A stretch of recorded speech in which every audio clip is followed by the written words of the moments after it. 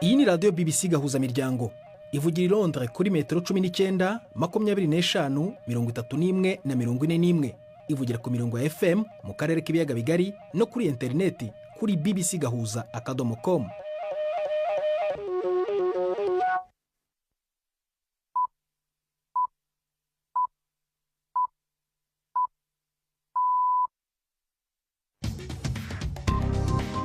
Ubu ni saa 10 n'igice ku isaha mpuzamahanga ya GMT, ni saa 12 n'igice ku masaha yo mu Rwanda no mu Burundi.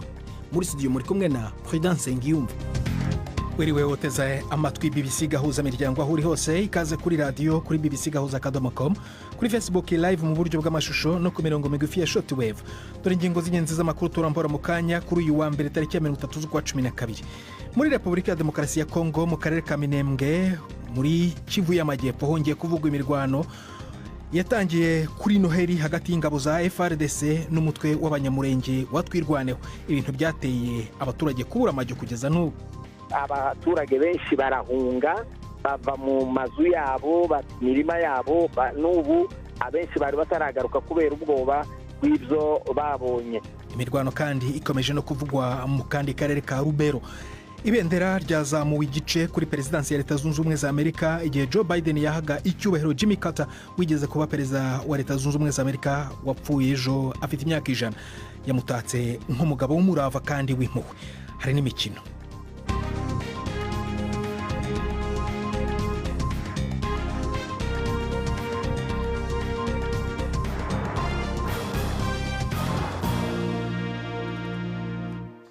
Ibi byose n'ibindi bikubiye muri amakuru ni mukanya nyuma yuko Syria kemuhaba nayo abagezaho handi y'ingenzi avugwa kwisi ari muri studio za BBC Nairobi. Perezida Biden yamenyesheje yindi fashanyo ku mutekano muri Ukraine ingana hafi miliyari 2 n'igice. Iyo nteyano ya gisirikare kuri Ukraine ije mu ndwi za nyuma z'ubutegetsi bwiwe mu gihe hari ubwo ko Donald Trump ashobora kugabanya canke guhagarika imfashanyo ya Amerika. Biden yavuze ko gufasha Ukraine guhangana n'igitero c'Uburusiya cabaye kimwe mu bintu yashize imbere ku butegetsi bwiwe. Yavuze ko ubushikiranganje bwo kwivuna abansi buri mu gikorwa cyo kurungika ibihumbi amajana n'amajana y'amasasa ya vyamuzinga cyo kimwe na rokete hamwe n'imodoka bitamenwa. Ishirahamwe mpuzamakunguni rivuga ko isi iriko irarengana imyaka y'ubushuhe bw'umurengera, imyaka 10 y'ubushuhe butari bwigere buboneka. Umunyamabanga mukuru wa ONU Antonio Guterres yateye akamo ko kugabanya ivyuka hakitabwaho ikoreshwa ry'amasoko ntanganguvu yisubiriza. Today I can officially report. Uyu munsi nageramenyesha icese ko tumaze imyaka 10 mu bushuhe bwica. Imyaka 10 ya mbere yashushe kurusha yindi muri kahise yabaye muri imyaka 10 iheze, harimo no 2024. Aka nakaga kibihe kabatubona. Dutegerezwa kuva muri iyo nzira itujana habi kandi nta mwanya wo gutadufise. Mu 2025 ibihugu bitegerezwa gushirise mu nzira nziza gusumba mu kugabanya vyeruye imyuka ihumanya ikirere no mu gushigikira ukwijukira amasoko ntanganguvu yisubiriza kandi birashoboka. It is essential and it is possible. Abategetsi bo hirya no hino kwisi bariko baribuka uwahoze ari perezida wa Amerika Jimmy Carter inyuma yaho yitabiye Imana afite imyaka 100. Xi Jinping yashimagije uruhara rwiwe mu gushiraho imigenderanire n'Ubushinwa. Umushikanganje wa mbere w'Ubudagi Scholz avuga ko yari imbere mu kugwanira demokrasi. Perezida Sisi wa Misri yavuze ko uruhara rwa Carter mu kubungabunga amasezerano y'amahoro basinyaniye na Israel rutazibagirano. Akanama gatanga agahembo ka Nobel kamuhaye ako gashimwe mu 2002 kashimitse ku myaka 70 y'utwigoro two gutorera inyishu amatati. Sentare imwe yo muri Serbia yaciriye urubanza rwo gufungwa umwanya muremure abavyeyi b'umwana w'umuhungu w'imyaka 13 yarashe yongera yica abana 9 hamwe n'umuzamu w'ishure mu mwaka uheze. Seo muhungu Vladimir Kechmanovich yahamwe n'icaha cyo kubangamira umutekano w'abantu mu kwigisha umwana wiwe kurasa hamwe no kutitaho umwana kiri muto, acacibwa urubanza rwo gufungwa imyaka 14 n'igice. Nyina wiwe yaciriwe gufungwa imyaka 3 n'igice. Umushikiranganje wa mbere w'Ubufaransa François Bayrou yemereye abanyemayote ko leta ifite intumbero yo gusanura uturere twononywe n'igihuhusi Cido mu kiringo c'imyaka 2. ivyo Bayrou yabivugiye mu rugendo yagize muri iryo zinga riri mu ibahari Indiana ari kumwe n'abandi bashikiranganje indwi zibiri nyuma yaho ico gihuhusi gitemye kigatongora muri iryo zinga. Inkuru ya Richard Kagoye mugiye gushikirizwa na Florentine Kwizera. François Bayrou yashitse muri Mayotte bamwakira mu ituze ugereranije nuko vyagendeye President Emmanuel Macron yamubanjirijeyo yakiriwe n'akaguma mu ntango z'uku kwezi. Ariko nuba gacavu kubijanye n'ingene ingorane zatewe n'ico kiza zitaweho karacariho. Bwana Bayrou yashitse ubwa mbere ahari kibanza co kuyungurura amazi cari carasambutse igipande kimwe kubera ico gihuhusi nyene bituma imihana myinshi itari kibona amazi meza. Ico kibanza ubu carasanuwe kiriko kirakora neza mu bushobozi bwaco bwuzuye. Umushikiranganje wa mbere yatwaye ishishiro y'imfashanyo za toni 2.5 zirimwe ibinini bikoreshwa mu gutosora amazi mabi n'ibindi bikoresho vyo kwa muganga vyo gufasha abahuye n'ingaruka z'ico kiza.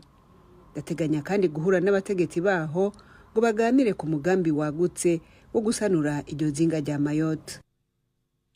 Igipolisi ca Kenya caburijemwo imyerekano yo kwiyamiriza inyuruzwa ry'urwaruka bivugwa ko rikorwa n'abajejwe umutekano. Igipolisi carashe ivyuka bikoroza amosozi mu kivunge c'abantu i Nairobi n'i Mombasa kivuga ko iyo myerekano idakurikije amategeko.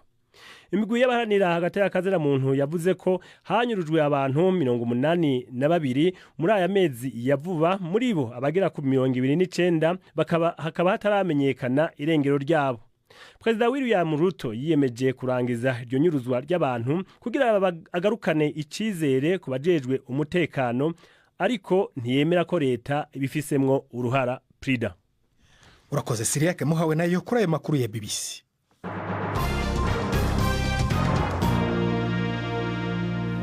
Ikaze ku makuru ramboye duhere muri Leta Zunze Ubumwe za Amerika aho ibendera ryazamuwe igice kuri Presidence White House igihe Perezida Joe Biden yahaga icyubahiro Jimmy Carter wigeze kuba perezida w'icyo gihugu warayapfuye afite imyaka 100, yibutsa ko ari bwo musenateri wa mbere wamushyigikiye igihe yiyamamazaga kuba perezida mu mwaka w'1976. Yavuze ko inshuti ye nkuko yamwise yari umugabo w'umurava kandi w'impuhwe. Yongeraho ko buri wese yagira neza agerageza kuba nka Jimmy Carter. Inkuru ya Tom Bateman murizwaho na Jean-Claude Mwambutsa.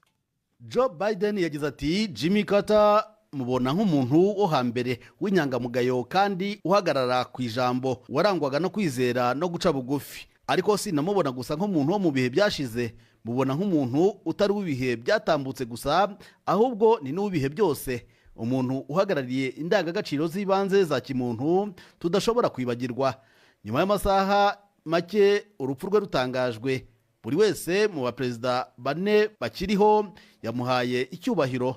Donald Trump yavuze ko Jimmy Carter yari umugabo mwiza wari usobanukiwe n'inshingano zo kuyobora igihugu cy'igihangange. Umwe muri bake bari bagize itsinda ryubashywe ry'abayoboye igihugu, ariko yongeraho ko hari ibyo batavugagaho rumwe na Jimmy Carter mu by'imitekerereze ndetse n'ibya politiki. Barack Obama we yavuze ko yagaragazaga ubunyangamugayo, icyubahiro ndetse n'urukundo. George Bush we yamwise umugabo wakomeraga cyane ku byo yemera, naho Bill Clinton wigeze kugira ibihe bikomeye by'ubushyamirane na Jimmy Carter yamwise umuyobozi waranzwe n'ukwemera kandi wakoze ubutaruhuka aharanira isi nziza kandi ibereye bose. Inkuru ya Tom Bateman. Tugiye muri Repubulika ya Demokarasi ya Kongo ahakomeje imirwano mu karere ka Rubero. Nubwo bigoye kumenya neza ibiri kuhabera, ikiri kuvugwa muri aka kanya n'abantu umutwe wa M23 ivuga ko ari abarwanyi b'ingabo za leta FARDC, aba FDLR n'abawazalendo yemeza ko yafashe. Cyakora ingabo za leta zirabihakana. M23 nayo yari yahakanye mbere ibivugwa n'izo ngabo za leta ko zafashe umusirikare w'u Rwanda ariko rwanira ku ruhande rw'uyu mutwe. Gusa ingabo za leta ziremeza ko uduce twa Arimbongo na Mambasa aho muri Rubero nyine turi mu maboko ya M23. Inkuru ya Premier ku Magenguri Nairobi. Ejo haheze M23 yasohoye video yerekana abantu bivuga yuko ari ingabo za FARDC, aba FDLR n'abawazalendo. Igisirikare ca Kongo camirira kure ibiri muri iyo video kikavuga yuko ari kinyoma. Lieutenant Colonel Mark Yakuzayi, umuvugizi w'ibikorwa by'igisirikare ca Kongo bizwi nka Sokola 1 Grand Nord Kivu, yarongikiye ubutumwa BBC Gahuza miryango buvuga buti fake news, no kuvuga inkuru z'ikinyoma. Colonel Hakuzayi yanarungikiye BBC Gahuza miryango amavideo avuga yuko ari abagwanyi ba M23 bishwe mu bitero vy'indege vy'igisirikare ca Kongo. BBC ntirashobora kuyahinyuza. Ariko Colonel Hakuzayi aremeza ko uturere twa Alimbongo na Mambasa muri teritware ya Rubero turi mu minwe y'abagwanyi ba M23, gusa akavuga ko bazorohera kutugarura. Bisa nibimenyerewe ko abahanganye ku rugamba ingabo za leta ya Kongo FARDC n'abitwaje ibigwanisho ba M23 umwe wese ahakana ibiba bivuzwe n'urundi ruhande. Ariko kenshi ikibaco kiba cabaye hagorana gusa guhinyuza uko ukuri kwaco kuba kungana n'ibica bikivugwa ko. Haraheze iminsi ingabo za leta ya Kongo nazo zerekanye umuntu zivuga yuko ari umusirikare w'u Rwanda arwana ku ruhande rwa M23, ivyo uwo muhari nabo wahakanye. Amateritware atanu ariyo Masisi, Rucuru, Warikare, Nyiragongo hamwe rero na Rubero arangwamwo intambara kuva M23 isubiye kuyivyura muri iyo ntara mu buseruko bwa Kongo hari mu mpera z'ibihumbi 2021. Kuva izo ntambara zaduka utwigoro tw'amahoro gushika ubu ntaco turashikako. Leta ya Kongo ikavuga ko idashobora kuganira n'umuhari M23, ivuga yuko ari igikoresho cy'u Rwanda, ivyo ico gihugu camirira kure. Prime ku magenge, BBC Gahuza miryango, Nairobi. Urakoze Prime. Tukiri aho ngaho muri Republika Demokarasi ya Kongo ariko mu karere ka Minembwe mu Kivu y'Amajyepfo hongeye kuvugwa imirwano hagati y'ingabo za leta ya za FARDC n'umutwe w'abanyamurenge wa Twirwaneho. Amakuru atangazwa n'abayobozi bo mu Minembwe aravuga ko iyo mirwano yubuye kuri Noheri ituma abantu benshi bahunga, abandi bataramenyekana umubare barapfa, naho abarenga 30 bakaba bari kuvurirwa mu bitaro. Iyo mirwano ngo yaje no kwinjiramo abazawazalendo abanyaga inka zikabakabijana basenya n'amazu menshi. Mugenzi wanjye Feranga Kwaya avuganye mu kanya gashize na burugumesitiri wa Minembwe Gadi Mukiza abanza kumubwira uko iyo mirwano yadutse. Uko byagenze dushobora guturuka hariya ku itariki 28 z'uku kwezi gushize, niho hariya mu Karingi habayeho akantu ka accrochage nkako novyita intambara hagati y'abasirikare ba leta hamwe na Twirwaneho abahungu b'abanyamurenge bacunga umutekano w'abavyeyi babo. Aho ngaho habaye ibintu, abantu barapfa ndetse n'amatungo arapfa. Mu nyuma bisa n'ibihagaze, abantu b'abagabo barahagarara. Buretse gato aho ngaho uvuze ngo kakoroshaje, ariko twebwe amakuru dufite nuko yari imirwano ikaze, kandi uvuze nawe yuko hapfuye abantu bangana gute? Hapfuye abantu mu mpande zose bari hejuru wenda y'20 ndibaza ku mpande zose. Ubwo ni ukuvuga uruhande rwa Twirwaneho n'uruhande rwa FARDC? Yes.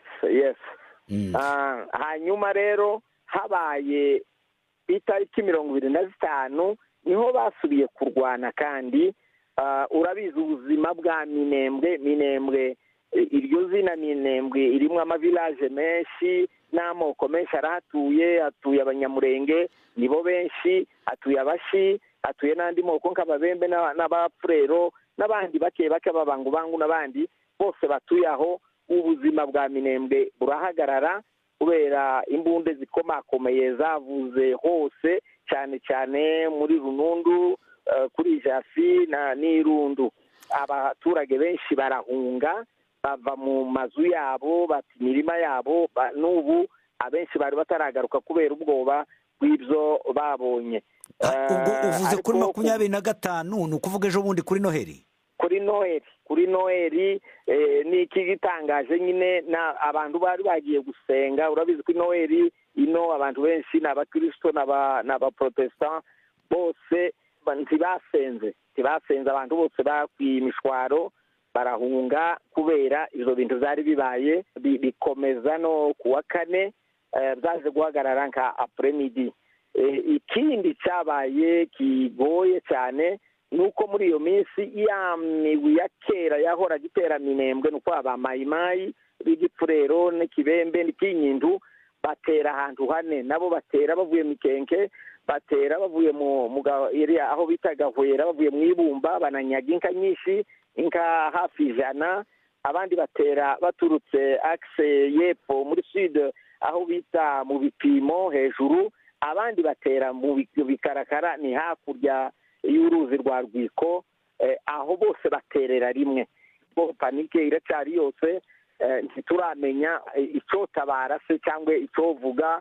Twari ko duhanga amaso abautorite b'i Bukavu, abautorite b'i Fizi. Hano hari hazindukiye umukuru komanda secteur bita secteur sud ureba amateritwari 3 Mwenga, Uvira na Fizi yarino. Urumva ni ushinzwe umutekano mu gihe izo ziba bireba. None muri iyo mirwano yose tubwiye yabaye, yaba hagati ya FRDC na twirwaneho, yaba iy'abazalendo batera abaturage, hapfuye abantu bangana gute? Hishwe ibintu bingana gute? Hapfuye abantu benshi, gusa sindamenya neza umubare, ariko hari inkomeri ziri aha muri Hopital General, bose ari abasirikare ari na twirwaneho. Hari inkomeri zogera hafi nk'imirongo 30 baraha muri General Hopital General, bararinda indege bajana ko ku bitaro nyine aho baza kuvurwa neza. Abandi bapfuye harimo abana bato bapfuye, b'abakobwa bato cyane, n'abandi baba civile, abantu bamwe bari munka bagahura nayo masasu bagapfa. Ariko narindinze abantu baza kumpeza umubari neza w'abapfuye. Uwo akaba rero ari burugumesitiri w'akarere ka Minembwe Gadi Mukiza uvuganaga na mugenzi wanjye Ferenga Kwaye. Tugeze ku isamo yazibura iminota 14 mu Rwanda no mu Burundi. Muri studio za BBC ni saa 10:46 hano i London. Mukanya turakomeza n'amakuru arambuye. Ndi Prudence Ngyumva. BBC Gahuza miryango Igoma. Ni kuri FM 93 n'ibice 8. Ufatwa nk'umutegetsi muri Syria Ahmed al-Shara yavuze ko bidashoboka gutunganya amatora mu gihugu mbere y'imyaka 4 kandi ko bishobora no gufata igihe nk'icyo cyo gutegura itegeko nshinga rishya. Avugana na BBC ishami ritangaza amakuru mu Cyarabu, al-Shara yanatangaje ko umutwe we wa Kisilamu HTS uzaseswa mu biganiro ku rwego rw'igihugu bizaba mu minsi iri imbere n'ibyumweru. Inkuru ya Sebastian Ashauri Damascus morigizweho na Florentine Kwizera. Nubwo basa n'abariko baraja mu yindi mero y'umwidegembyo, abanyasiriya barabana ubwoba kazoza kabo. Muri politike byinshi bizova ku cizere ico gihugu kizoba cifitiye mu nama y'ibiganiro iri kirategurwa mu kurungikira ubutumire abanyapolitike n'imigwi itandukanye hamwe n'abaserukira abaharanira uburenganzira bw'abagore ndetse nabo mu mashirahamwe ataho yegamiye muri politike. Izo bibaye igipimo ca mbere cyo kumenya niba hari intambwe ishobora gutegwa mu nzira yo gushika ku ntego yo guhuza abanyasiriya abategetsi bashasha biyemeje kunagura. Ariko Ahmed al-Shara, umugabo yayoboye imyerekano yo kwiyamiriza ubutegetsi bwa Bashar al-Assad igihe c'imigumuko yo mu bihugu by'Abarabu mu ntango z'imyaka ya 2010, yagabishije abanyasiriya kudashoka basya bwose hakiri kare cyane. Yavuze yuko bishobora kubatwara nibura umwaka wose kugira ngo babone yuko hari cahindutse kigaragara kandi ibintu biriko bitera bija imbere. Inkuru ya Sebastian Osha. Urukiko muri Serbia rwahamije ibyaha ababyeyi b'umwana w'umuhungu warashe abantu 10 barimo 9 biganaga ku ishuri riri mu murwa mukuru Belgrade mu mwaka ushize wa 2023. Vladimir na Marija bazafungwa imyaka 14 n'igice, undi afungwe 3. Inkuru ya Guy Deloni muragezweho na Yvette Kabatesi. Igikorwa cyo kurasa cyabaye umwaka ushize ku ishuri rya Vladimir Ribnikare i Belgrade cyashegeshe Serbia yose, ariko ukekwaho gukora iki cyaha ni umwana w'imyaka 13 uri munsi y'ikigero gishobora kuryozwa icyaha. Ubwo rero ubushinjacyaha bwahise buhanga amaso ababyeyi be. Urukiko rwabwiwe ko Vladimir Kechmanovic yari atunze byemewe n'amategeko intwaro umuhungu we yakoresheje yica abantu 10, ariko ngo yananiwe kuzibika ahari umutekano kandi ngo yanigishije umuhungu we kuzikoresha. Ibi ngo nibyo byatumye umubyeyi ahamwa n'icyaha ku ngingo yo gushyira mu kaga umutekano rusange. Kimwe n'umugore we Marija, bombi bahamijwe icyaha cyo kutita ku mwana. Umwarimu wigisha kurasa nawe yafunzwe ashinjwa gutanga amakuru ayobye igipolisi. Uyu mwana ngo yahaye ibimenyetso abashinjacyaha, yababwiye ko yashoboye gutahura imibare 3 y'ibanga yari mu mbunda ya se. Yongeyeho ko yicuza kuba yararashe, ariko ntiyashoboye kugaragaza impamvu nyayo yatumye abikora. iyi ni BBC Gahuza miryango, amakuru kandi ushobora no gukurikira unyuze kuri WhatsApp. Samirana radio yacu dukunda cyane. Ubu ushobora gutangira gukurikira kuri WhatsApp yawe amakuru yo ku rubuga rwacu rwa internet bbcgahuza.com akimara gutangazwa. Kugira ngo yagereho, fungura WhatsApp yawe, ujye handitse mu cyongereza updates hasi ibumoso, maze ujye hejuru mu ishakiro wandikemo BBC News Gahuza, hanyuma kandi ahanditse mu cyongereza follow. BBC Gahuza miryango. Eka noneho rero nkurarikire ikinamico urunana y'ejo kuwa kabiri.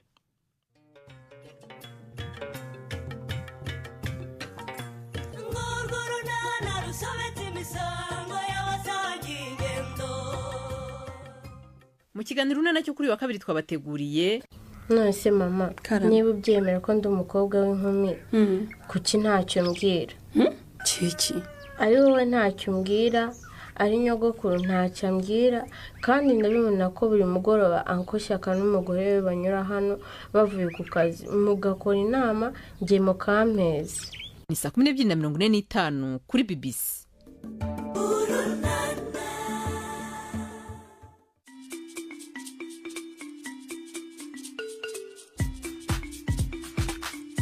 BBC Gahuza miryango yabateguriye uburyo bwo gupakurura ibiganiro vyayo mukabibika muri telefone ngendanwa zanyu canke computer mukaza kuvyumviriza igihe cyose mubishakiye.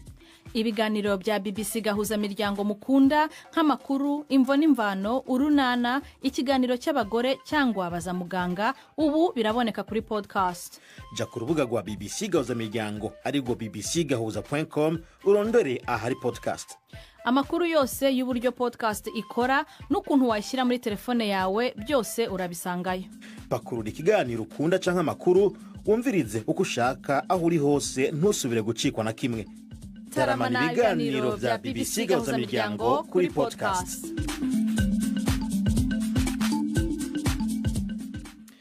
Eka noneho mpe umwanya Yves Bucyana mu makuru avugwa mu mikino. Imikino kuri BBC Gahuza miryango. Mwiriyeho neza amakuru y'imikino nyahere mu gushaka itike yo guhatanira igikombe cy'Afrika ku makipe y'abakinnyi bakina imbere mu gihugu cyane. Ikipe y'Amavubi y'u Rwanda kwa gatandatu yatsinze Sudani y'Epfo ibitego 2-1, ariko ntibyagira icyo bimara kuko mu mukino ubanza Ijuba Sudani y'Epfo yari yatsinze Amavubi ibitego 3-2. Mu itsinda ry'ibihugu bya Afurika y'Iburasirazuba hagomba kubonekamo ikipe imwe. Sudani niyo ifite amanota 6-6, igakurikirwa n'u Rwanda na Sudani y'Epfo, buri yose ifite amanota 3.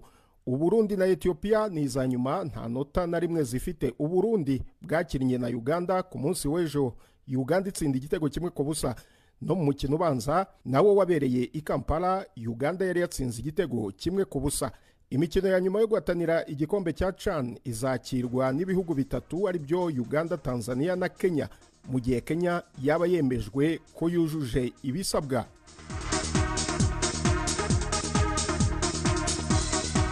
Tugiye ku mugabane w'Uburayi mu gihugu cy'Ubwongereza, shampiyona ya Premier League irakomeje. Pep Guardiola avuga ko Manchester City ikeneye ubufasha mu kwezi kwa mbere mu gihe cy'isoko ry'igura ry'abakinnyi, nyuma yo kwemeza ko ikipe ye nta mahirwe yo gutwara igikombe cya shampiyona igifite.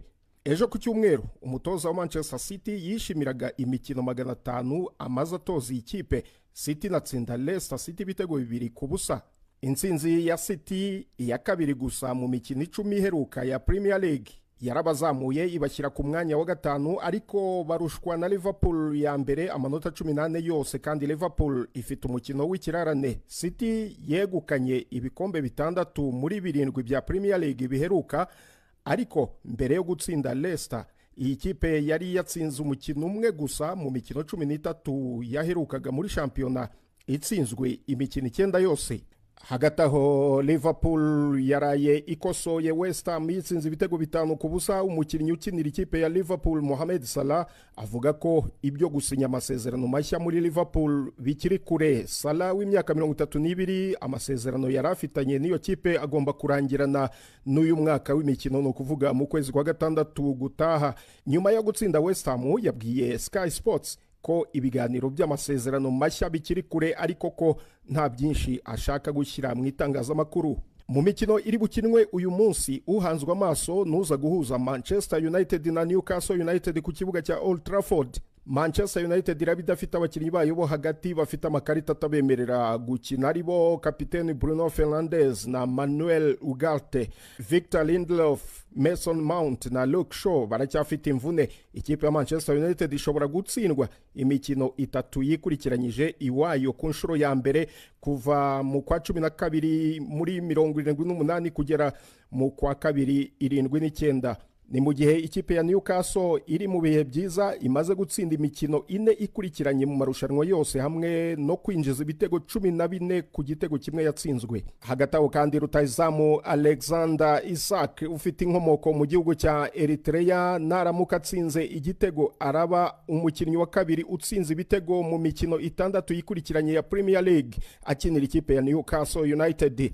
Undi wabikoze ni Papi Cisse muri 2012. Andi makipe ari buhure mu ijoro ni Aston Villa yakira Brighton na Ipswich ikina ku kibuga cyayo na Chelsea.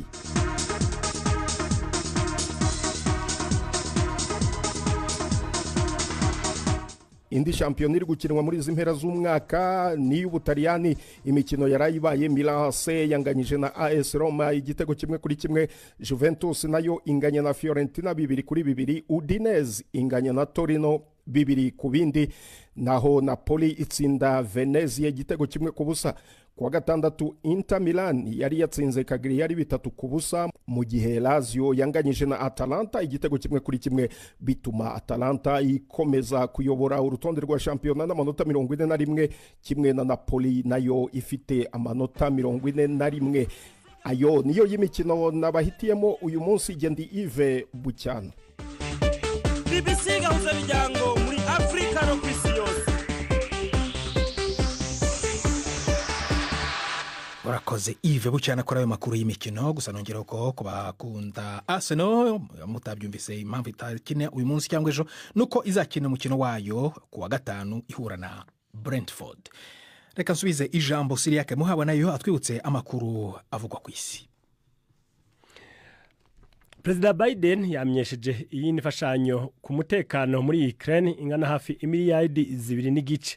Iyo nteyano ya gisirikare kuri Ukraine ije mu ndwi za nyuma z'ubutegetsi bwiwe, mu gihe hari ubwoba ko Donald Trump ashobora kugabanya canke agahagarika imfashanyo ya Amerika. Biden yavuze ko gufasha Ukraine guhangana n'igitero c'Uburusiya cabaye kimwe mu bintu yashize imbere ku butegetsi bwiwe.